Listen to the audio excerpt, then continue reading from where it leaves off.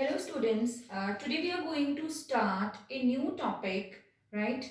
That is determinants of aggregate demand. We have studied that we are having two determinants. One is consumption and the other one is investment. So here we will talk about consumption, right? Consumption function.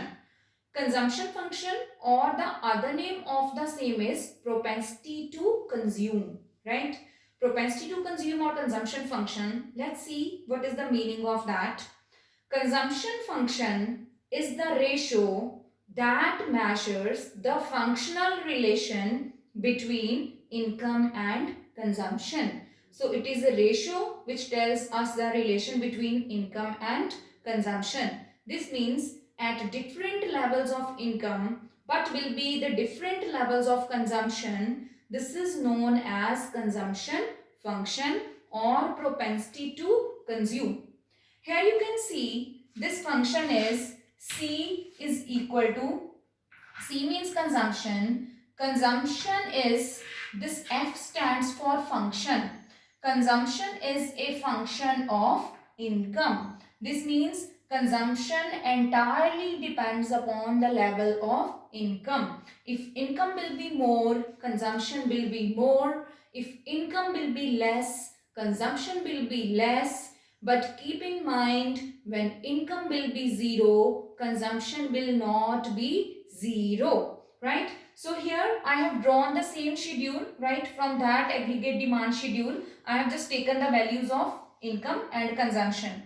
Here you can see income is equal to 0, consumption is equal to 50. What we call to it? We call it autonomous consumption. When income will increase to 50, consumption will also increase to 75.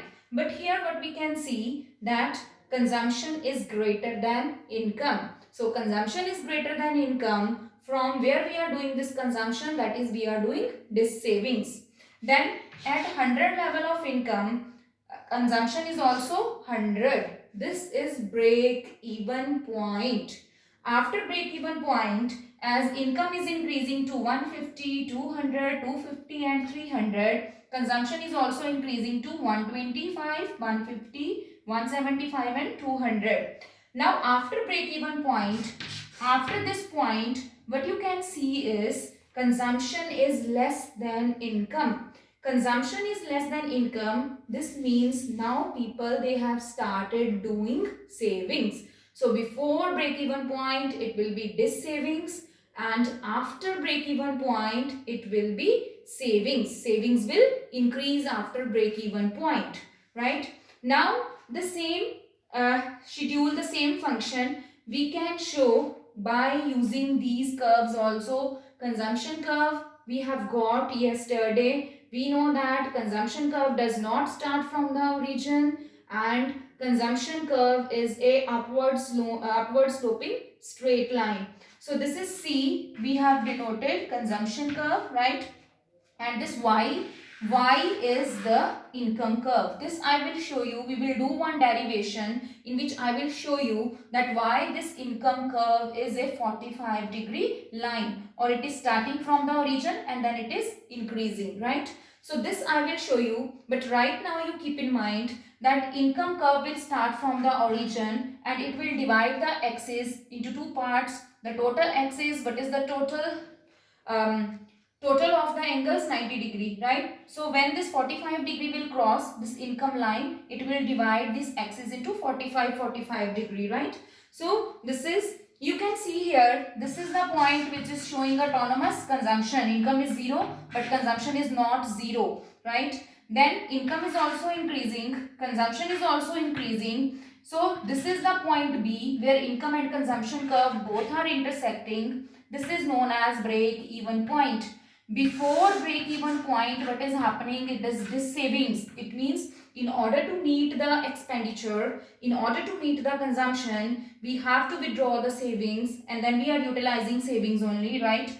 After break even point, income is also increasing, consumption is also increasing. Income curve is above than consumption curve. So here you can see increase in income is more than increase in consumption. So this will show that now savings will increase. You can see this area, the gap between the income and consumption curve is becoming wider and wider, right? So this means after break-even point, what will happen? The savings will start to increase. Now we will see equation. Now we will see the equation of consumption function, right? This is algebraic equation. Numericals can come related to the same equation. This is very important part, right? So consumption is divided into two parts. This C is consumption. This is divided into two parts. What are the two parts?